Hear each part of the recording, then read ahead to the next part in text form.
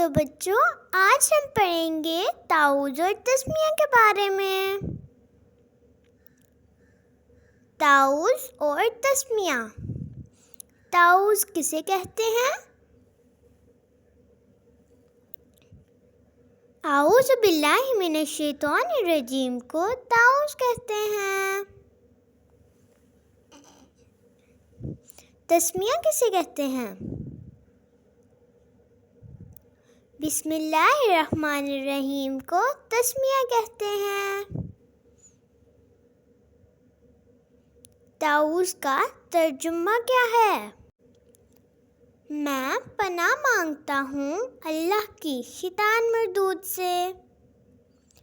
تسمیہ کا ترجمہ کیا ہے؟ شروع کرتی ہوں اللہ کے نام سے جو بڑا مہربان اور نہایت رحم کرنے والا ہے۔ ہمیں کوئی بھی کام شروع کرنے سے پہلے کیا پڑھنا چاہیے؟ ہمیں کوئی بھی کام شروع کرنے سے پہلے تسمیہ پڑھنی چاہیے۔ تو بچوں آج کے لیے صرف اتنا ہی، پھر ملیں گے نیکسٹ کلاس میں۔ اللہ حافظ۔ اور اگر آپ کو میری ویڈیو اچھی لگی تو میری ویڈیو کو لائک کریں، شیئر کریں اور میرے چینل کو سبسکرائب کریں اور بیل آئیکن کو دبائیں۔